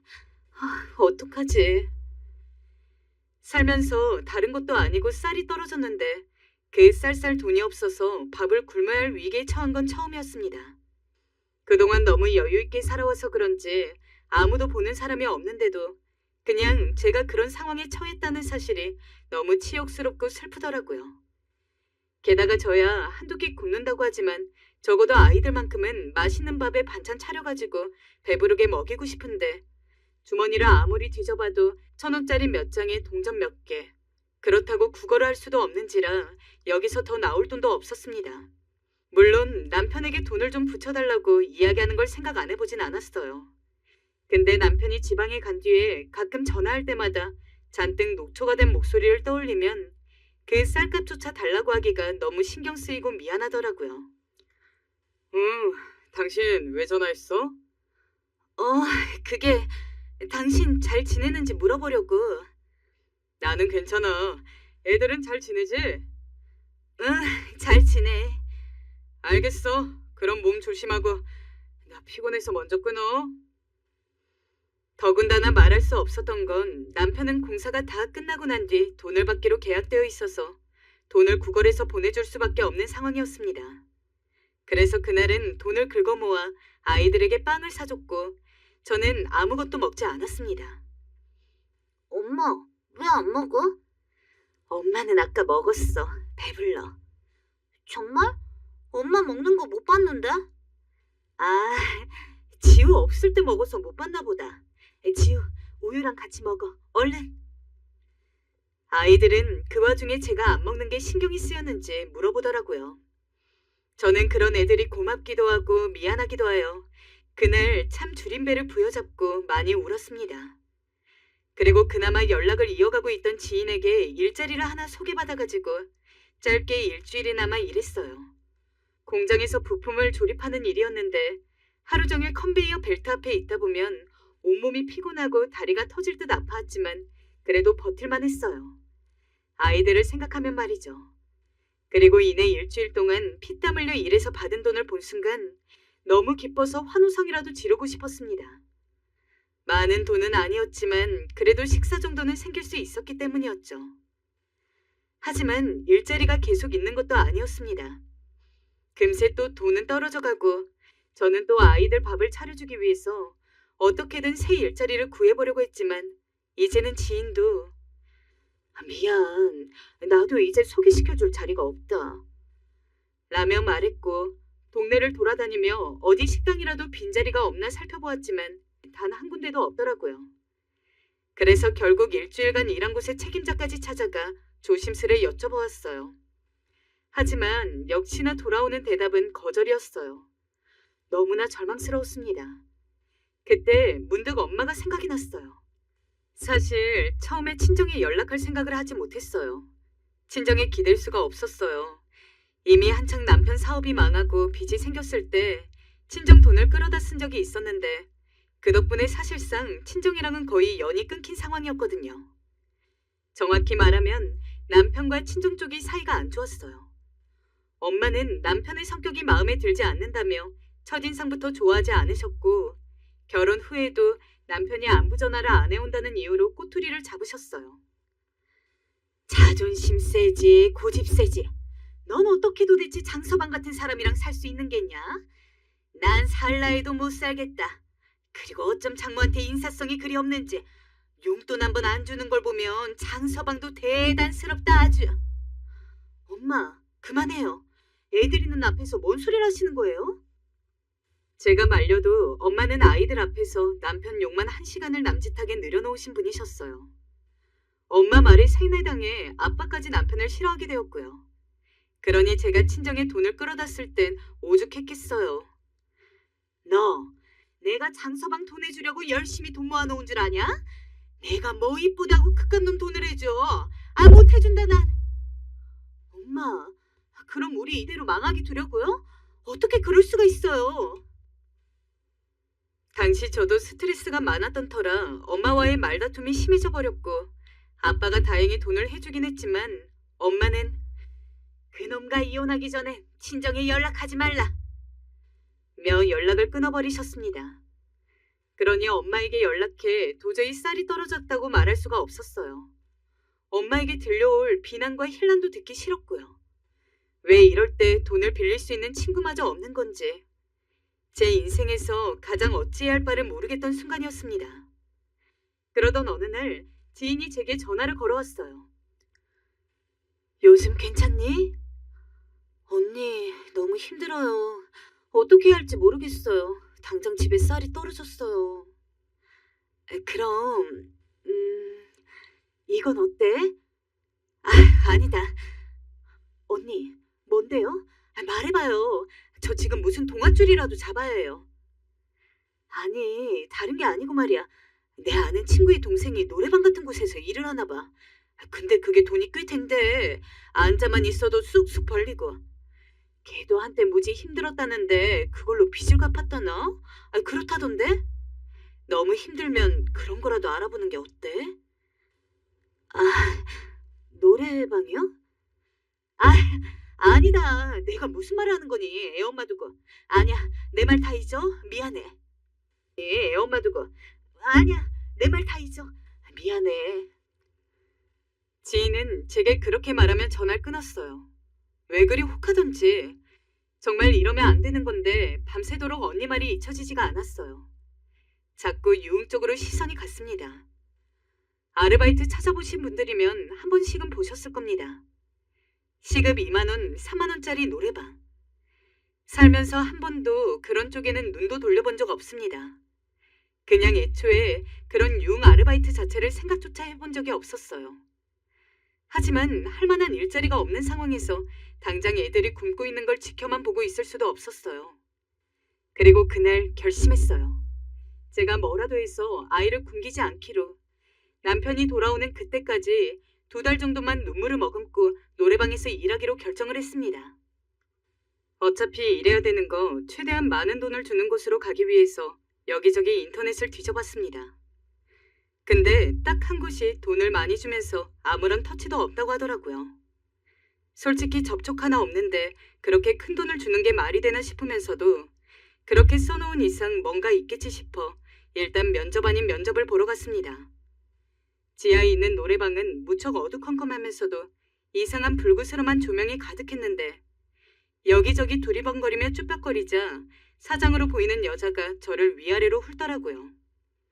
그러더니 이런 일 해본 적 있냐, 몇 살이냐 묻더니 별다른 말 없이 다음 날부터 출근을 하라고 했습니다. 저는 곧바로 출근하란 말이 떨어졌다는 것에 작은 안도를 느끼며 집으로 돌아왔어요. 그나마 불행 중 다행은 노래방 일이 밤부터 시작했기 때문에 저녁까지는 아이들과 함께 있으면서 아이들을 돌보다가 애들을 재워놓고서 밤에 나가면 된다는 것, 그것 하나뿐이었어요. 여기 앉아봐. 앉아봐. 노래 한 곡 뽑아봐. 노래요? 그래, 아가씨 부르고 싶은 거 한번 해봐. 아이, 뭘 쑥스러워하고 그래. 이런 데서 일하면서. 돈을 벌기 위해서 마음먹고 한 짓이었지만 솔직히 굉장히 불편했습니다. 게다가 분명히 터치가 없다고 쓰여있던 것에 비해 손님들은 은근슬쩍 어디라도 손을 대려고 난리였죠. 최대한 웃으면서 떨어지고 술을 따라주고 이야기를 나누려고 했지만 그런 저에게 오히려 너무 튕기는 거 아니야? 라며 힐난 아닌 힐난을 하는 손님들이 잔뜩이었습니다. 아가씨, 노래 좀 더 예쁘게 못해? 아니, 춤도 추고 하면서 해야지. 에이, 술맛 떨어지게 말이야. 네, 다시 해볼게요. 아이고, 아가씨인지 아줌마인지 얼른 다시 해봐. 방 하나 들어갈 때마다 너무 힘이 들고 짜증이 나서 울컥 눈물이 치솟을 뻔했던 적이 한두 번이 아니었어요. 노래방을 다니면서도 혹시나 괜찮은 일자리가 있을까 알아봤지만 그나마 들어갈 법한 곳은 다 어느 정도 규모가 있는 회사였기에 고졸에 배운 것도 없는 제가 이력서 한번 넣기도 참 염치가 없을 정도의 그런 곳들만 있었습니다. 어쩔 수 없이 노래방에서 일하는 생활을 지속하는데 어떻게 날이 가면 갈수록 진산 손님이 더 늘어나는지, 그나마 며칠은 초보에게 조금 봐주면서 했던 건지 언제부턴가는 방에 들어가는 횟수도 더 많아지고 진산 손님들을 견뎌야 하는 것도 더 힘들어졌습니다. 녹초가 되어서 새벽에 집에 오면 아이들은 방에서 새근새근 잠에 들어있는데 그 하얀 얼굴들을 보면 그래, 내가 얘네 먹여 살리려고 힘들게 일하는 거지 라는 생각이 들면서도 스스로는 너무 비참하고 처참한 듯한 느낌이어서 씻으면서 아이들이 듣지 못하게 울다가 퉁퉁 부은 눈을 한 채 잠에 들었습니다. 정말 이런 곳에서는 평생 일해도 적응이 안 될 거라 생각했던 것 같아요. 하지만 남편이 돌아오기 약 한 달 정도 남은, 즉 한 달 정도 노래방에 다녔을 때 이제는 어느 정도 진산 손님을 넘겨내는 법도 알았고 어떻게 해야 손님들이 돈을 더 쓰게 하는지도 알았고 한마디로 노래방 일을 하면서 스스로 살아남는 법을 좀 배우게 되었습니다. 이제 자주 보는 손님들한테는 제법 친한 척도 할 수 있었습니다. 그런 스스로가 낯설고 익숙치 않으면서도 결국 돈을 벌어야 했기에 그런 저 자신을 외면하고 애써 즐거운 척, 기쁜 척 웃으면서 일했습니다. 그런데 그곳에서 마주치면 안 되는 누군가를 마주치고 말았어요. 재수 씨? 민석 씨. 남편의 가장 친한 친구였습니다. 설마 남편의 친구를 이 동네에서 볼 줄은 꿈에도 생각지 못해 굳은 얼굴로 저는 남편의 친구 얼굴만을 바라봤습니다. 남편과 초등학교 시절부터 동창이며 남편이 사업으로 인해서 큰 빚을 졌을 때 저희를 그 누구보다도 많이 도와줬던 친구였기에 얼굴을 모를 수가 없었습니다. 아니, 재수 씨가 왜 이런 데서 일을 하고 있어요? 그게... 남편의 친구가 저를 다그치듯 이야기하는데 저는 꿀먹은 벙어리가 될 수밖에 없었습니다. 머릿속으로는 너무나 많은 생각이 들었습니다. 혹시나 이 친구가 남편한테 제가 노래방에서 일했다는 걸 말하기라도 하면 어쩌지? 이 사람은 왜 여기에 왔을까? 분명히 이 동네에 사는 것 같지 않던데. 온갖 다양한 생각이 들었지만 역시나 가장 큰 두려움은 제가 남편이 지방에 가 있는 시기에 생활비를 벌고자 노래방에서 일했다는 것을 남편이 알게 되는 것이었습니다. 실은 제가 일자리를 찾다가 너무 힘들어서 여기까지 오게 됐어요. 아이고, 재수 씨. 아무리 힘들어도 어떻게 이런 곳에서 일을 할 수가 있어요? 저도 어쩔 수가 없었어요. 저희 사정 뻔히 아시잖아요. 하지만 어딜 봐도 자리가 없고 기껏 단기로 하나 잡으면 금방 끝나서 또 돈이 떨어지고 애들 밥 먹일 돈이라도 벌려고 이렇게 일하고 있는 거예요. 아이고, 그랬구나. 남편 친구한테 말을 하는데 저도 모르게 눈물이 고이더라고요. 비참하기도 하고 창피하기도 하고 그렇게 시간이 끝날 때까지 남편의 친구와 그런 이야기들을 주고받았습니다. 솔직히 쪽팔리기도 하고 이런 곳에서 일하는 걸 들켰다는 것 때문에 자존심이 상하기도 했지만 한편으로는 이렇게까지 저를 걱정해준다는 게 고맙기도 했어요.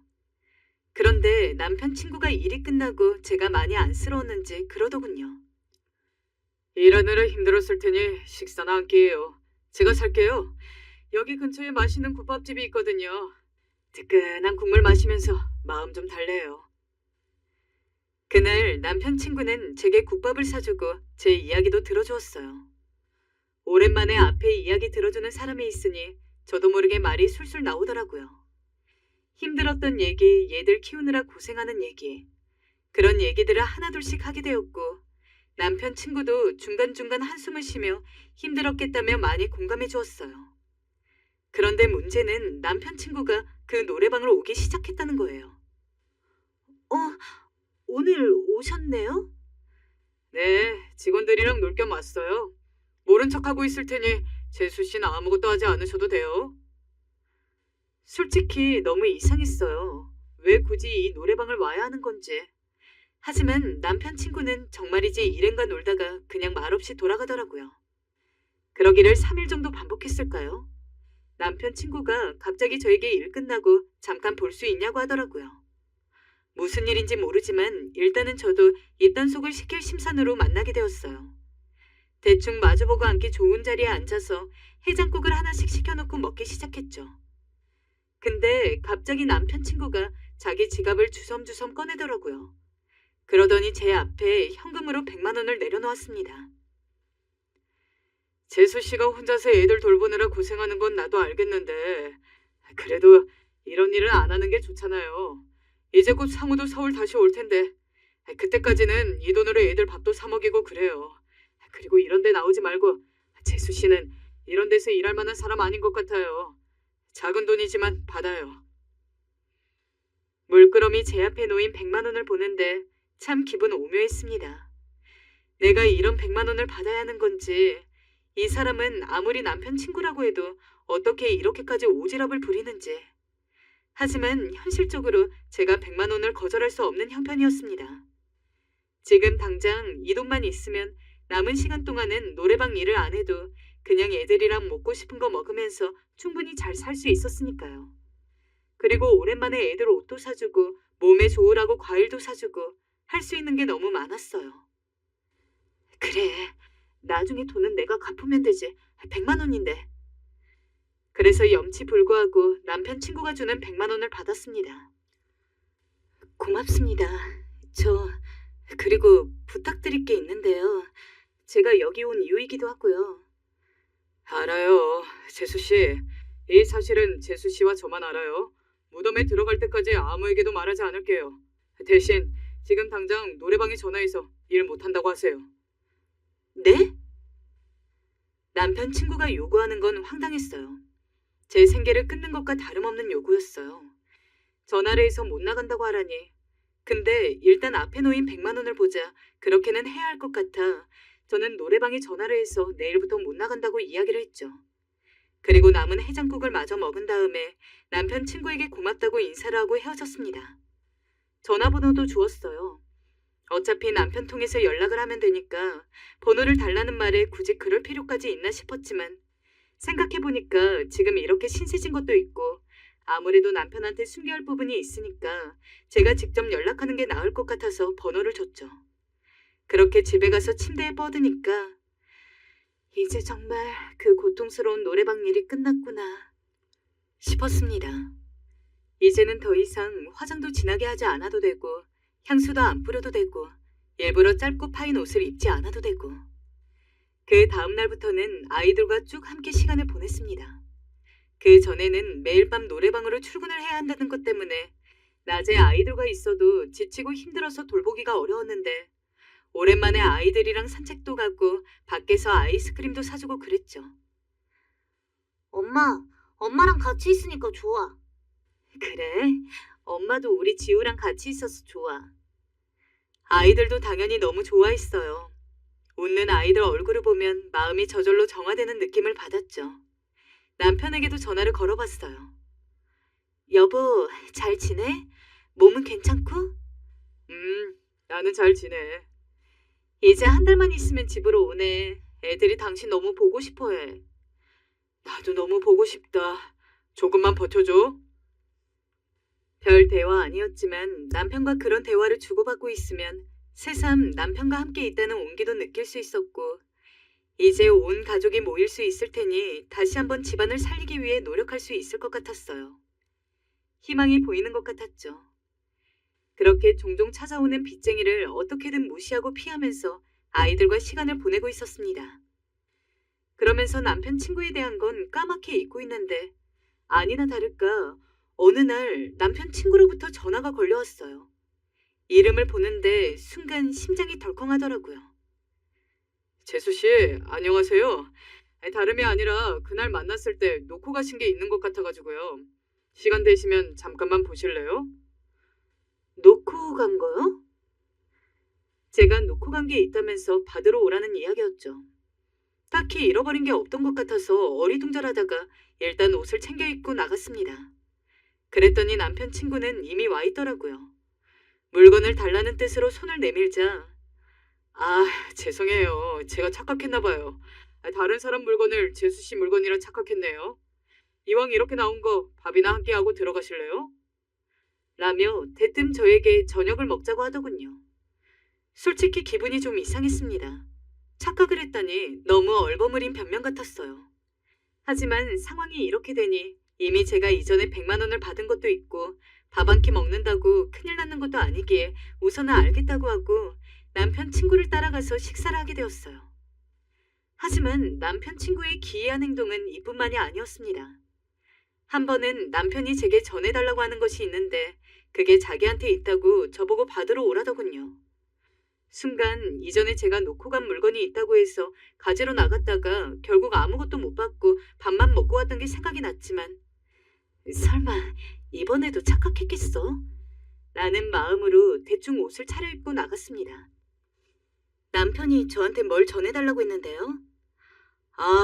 제가 너무 급하게 나오느라 깜빡했어요. 죄송해요, 재수씨. 다음에 드릴게요. 어처구니가 없었지만 알겠다고 하고서 집에 가려고 했어요. 근데 여기서 갑자기 남편 친구가 제 손목을 잡는 거예요. 그러더니 또 밥을 먹자고 하더라고요. 저 오늘은 애들이 집에 있어서 얼른 들어가 봐야 할 것 같아요. 밥 못 먹고 기다리고 있거든요. 그래요? 어쩔 수 없죠. 알겠어요. 그럼 다음에 봐요. 애들 맛있는 것도 사줄게요. 어딘가 이상하고 수상했지만 너무 아무렇지도 않은 얼굴로 그렇게 이야기를 하니까 그냥 내가 너무 과민 반응하는 건가? 라는 생각을 하면서 집으로 돌아왔어요. 하지만 남편 친구는 정말이지 그 다음에도 저에게 전화를 해서, 재수씨, 저 집 앞인데요. 애들 선물도 사왔는데 잠깐 내려오실래요? 맛있는 거 먹으러 가요. 하는 겁니다. 네? 집 앞이라고요? 순간 너무 놀랬어요. 아니, 집 앞까지 와서 선물 들고 왔다는 게 남편 친구가 할 수 있는 정상적인 행동은 아니잖아요. 이건 뭔가 제 약점을 쥐고 마음대로 저를 흔드는 듯한 느낌이었어요. 제가 거부하지 못할 걸 알고서 말입니다. 기분도 나쁘고 이걸 어떻게 해결해야 할지 눈앞이 컴컴했지만 찝찝한 기분을 감추지 못한 채 어쩔 수 없이 일단 나갔습니다. 애들은요? 그냥 저만 나왔어요. 애들이 자고 있어서요.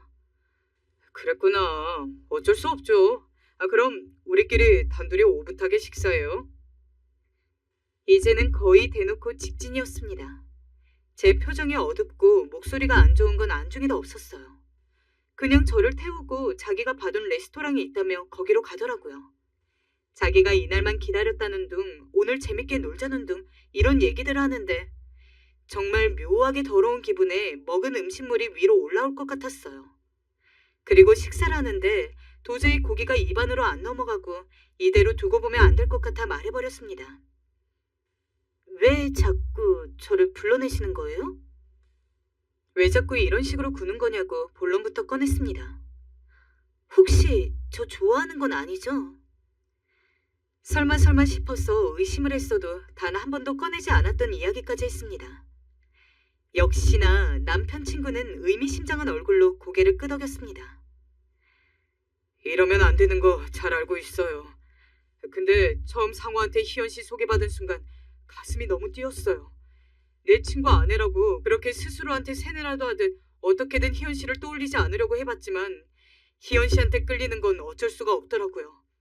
근데 마침 희연 씨가 그렇게 노래방에서 일을 하고 있고 솔직히 이때가 기회다 싶어서 계속 핑계대면서 불러내었어요. 희연 씨 말이 맞아요. 죄송한데 아시잖아요. 저 유부녀예요. 처음엔 정말 좋은 사람이라고 생각을 했습니다. 가장 어려울 때 돈도 빌려주었기에 그래도 남편이 좋은 친구를 만났구나 라고 생각을 하고 있었는데 그 모든 이미지가 와장창 깨졌습니다. 아무리 그래도 어떻게 자기 친구의 아내를, 이 사람도 정상으로 그닥 느껴지지 않았어요. 그래서 저는 아무런 대꾸도 없이 가방을 들고 일어나서는 집으로 돌아가려 했어요. 그런데 덥석 저를 잡더니 희연 씨, 생각해봐요. 상우랑 미래가 있을 것 같아요? 나와는 미래가 있어요. 나 꽤 성공한 사업가예요. 내 회사는 상우처럼 망할 리도 없고요. 그냥 앞으로 지금처럼 이렇게 식사나 하고 데이트하면서 나 만나봐요. 상우한테 비밀로 하고요. 이보세요. 정말 왜 이러세요? 남편 친구가 진지한 얼굴로 저렇게 말하는데 정말 제정신인가 싶었습니다. 한마디로 제게 불륜을 하자고 하는 거 아닌가요? 아이까지 있는 엄마에게 대체 뭐 하는 짓인 건지. 설령 제가 과부라 할지라도 호감도 느껴보지 못한 이 남자랑 그러고 싶은 생각은 추호도 없었습니다. 오히려 노래방에서 저를 만나 기회를 잡았다고 생각한 그 심보가 좋지 못하게 느껴졌어요. 저 가볼게요. 앞으로 이런 일로 불러내지 마세요. 남편 친구는 망연자실한 얼굴로 절 쳐다보고 있는데 집으로 오면서도 머리가 정리가 안 됐습니다. 대체 어디서부터가 잘못된 건지를 모르겠더라고요. 내가 노래방에서 일한 게 잘못을 한 건가? 아니면 예전에 남편에게 친한 친구들이 궁금하다며 소개를 시켜달라고 이야기했던 게 잘못된 건가? 집에 오는 내내 무섭게도 남편 친구로부터 온 전화가 수십 통이 쌓였지만 한 번도 받지 않았습니다. 모든 게 명백해진 이상 이런 전화를 받았다가는 괜히 그쪽을 오해하게 만드는 걸 수도 있겠다고 생각했어요. 하지만 며칠 뒤 남편 친구에게서 온 문자에 저는 어쩔 수 없이 전화를 받아야 할 수밖에 없었습니다. 자꾸 이런 식으로 제 연락을 피하면 희연 씨가 노래방에서 일한 거 내가 전부 다 이야기해버릴 거예요. 누구에게 이야기하는 건지는 물어볼 것도 없었습니다. 그 문자를 보자마자 바로 전화를 걸어서 지금 뭐 하는 거냐고 협박하는 거냐면서 마구 화를 냈습니다. 그랬더니 만나서 이야기를 하자며 전화를 뚝 끊더라고요. 그 뒤 문자로 날아오는 주소에 저는 울며 겨자 먹기로 만나러 갈 수밖에 없었습니다. 아주 뻔뻔한 얼굴로 자리에 앉아있기에 가자마자 다짜고짜 남편 친구의 뺨을 때렸습니다. 화를 안 내고 싶어도 안 낼 수가 없었어요. 다른 것도 아니고 먹고 살려고 노래방에서 잠깐 일한 걸 남편에게 이르겠다고 협박을 하다니. 제가 겁이라도 먹을 것 같았나요? 말하세요. 전 상관없으니까. 그래요? 정말 그래도 돼요. 아, 그럼 희연 씨, 이 사진 먼저 보고 말하시죠. 사진이요? 그러면서 남편 친구가 보여준 사진은 제가 노래방에서 일하는 사진이었는데요. 바로 손님과 제 몸이 아주 밀착되어 있는 사진이었어요. 사진을 보자 제어할 수 없을 정도로 심장이 벌렁벌렁 뛰었어요. 아니, 이걸 언제? 희연 씨, 제안 하나 할게요. 나랑 앞으로 이렇게 계속 만나요. 그럼 상우한테 이 사진이 들어갈 일은 없을 거예요. 싫다고 하지 마세요. 상우가 이 사진 보고도 희연 씨를 이해해 줄까요? 전 아닐 것 같은데요. 이런 거 이해해 줄 남편은 단언컨대 없어요. 이 남자는 뻔뻔스레 웃으며 제 손을 잡더라고요. 그러곤 놓지 못하게 꽉 쥐더니 알아들은 걸로 알겠다며 절 집까지 바래다주고 사라졌습니다. 남편 친구와의 만남은 그렇게 시작이 되었어요. 만날 때마다 징그럽게 절 보고 웃어대는데 토가 나올 것 같았습니다. 제가 싫어한다는 걸 뻔히 알면서 방긋방긋 웃으며 스테이크를 제 입안으로 넣어주고 전 그걸 받아 먹어야 하는데 너무 수치스럽고 비참하더라고요. 그리고 그 만남은 이미 남편이 지방에서 서울로 돌아온 뒤까지 이어졌어요. 희연 씨, 오늘은 어디 갈까요? 바람 좋은 곳으로 가요. 내가 받은 것이 있거든요. 어느 날은 제가 그 남자를 붙들고 사정을 한 적도 있어요. 이러지 말자고 서로 이러는 거 배우자에 대한 예의도 아니라고요. 허나 그 남자는 들은 척도 않고 오히려 저를 괘씸하게 여기며 길거리에 저를 내려놓고 혼자 차를 몰고 떠나더라고요. 그 바람에 택시를 타고 어쩔 수 없이 집까지 혼자 와야 했고요. 그러면서 제게 문자로 감히 나한테 그런 말 하기만 해봐 하며 협박까지 했습니다. 그런데 이런 일이 반복되자 어느 날 남편이 제게 이러더군요. 당신 요즘 어딜 갔다 오는 거야? 어제도 저녁에 나가던데 친구랑 약속 있었어? 아, 나? 그게... 저는 말을 잇지 못했어요. 남편은 그런 절 수상하게 바라봤지만 차마 솔직하게 말할 수가 없어 고개를 슬그머니 피했습니다. 남편 친구는 정말 비열하게도 항상 꼭 제가 남편과 아이들과 저녁을 먹어야 할 때 일부러 불러대곤 했어요. 제가 남편과 있는 시간이 싫었던 건지 일부러 그 저녁에 외출을 하게 하면서 자기 얼굴을 보게 만들더라고요. 저는 거의 도살장에 끌려가는 개처럼 거길 나갔고요. 그러니 남편도 슬슬 저를 이상하게 바라보기 시작했고 저는 불륜을 저지르는 여자가 되어버렸습니다. 그러던 어느 날은 저도 더 이상 참지 못하고 이 끝이 이혼이든 어떻든 간에 마무리를 하자고 마음먹었죠. 할 말 있으니까 저희 저번에 만났던 카페에서 잠시 봐요. 아예 남편 친구가 말도 꺼내기 전에 전화를 끊고 남편에게는 잠깐 약속이 있어서 나갔다 온다고 한 뒤 카페로 향했습니다. 조금 기다리니까 남편 친구가 들어와서 자리에 앉았고 전 그 자리에서 선전포고를 해버렸어요. 당신 이야기 들어주려고 나온 거 아니니까 똑바로 들어. 다시는 나한테 연락하지 마. 그리고 내 남편한테도 앞으로 연락하지 마. 내 남편한테 당신 같은 친구가 있다는 게 치가 떨리니까. 날 협박할 거면 마음대로 해. 사진 보여주든 말든 어디 네 맘대로 해보라고. 이 비열한 새끼야. 그렇게 호기롭게 사고를 치고 집에 와서는 한참 동안 고민을 했습니다. 이대로 가면은 정말 남편 친구가 제가 노래방 가서 일한 것에 대해서 이야기를 할 텐데 제가 노래방에서 일하는 것 그리고 남편 친구를 노래방에서 도우미와 손님으로 만났다는 것 자체도 솔직히 제가 남편이라면 받아들이기 힘들 것 같았습니다. 아무리 어쩔 수 없는 선택이라고 했다고 말이죠. 허나 갈등이 있었지만 결국 저는 남편에게 사실대로 이야기하기로 마음을 먹었어요. 여보, 나 할 말이 있어. 거실에서 텔레비전을 보고 있던 남편을 불러서 자초지종을 이야기를 했습니다.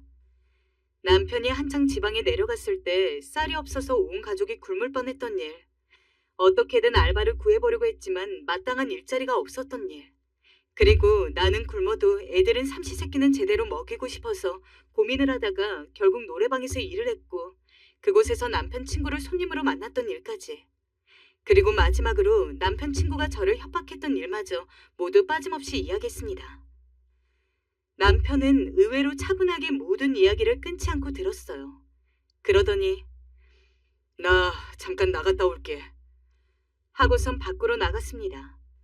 전화를 걸면서 나가는 게 그 친구를 만나러 가는 것 같았습니다. 쿵쿵 뛰는 심장을 애써 진정시키며 현관문을 보는데 남편이 돌아오는 그 시간이 너무나 길었습니다. 전화라도 해보고 싶었지만 괜히 더 짜증나기만 할 것 같아서 최대한 불안해하지 않고 집에서 얌전히 남편을 기다렸습니다. 그렇게 긴장된 시간이 흐르고 나서야 남편이 돌아오더군요. 미안해 여보. 그런 데서까지 일하게 만들어서 내가 정말 미안해. 내가 죽일 놈이야. 내가 그런 일까지 만들었어. 내가 죄인이야. 죄인.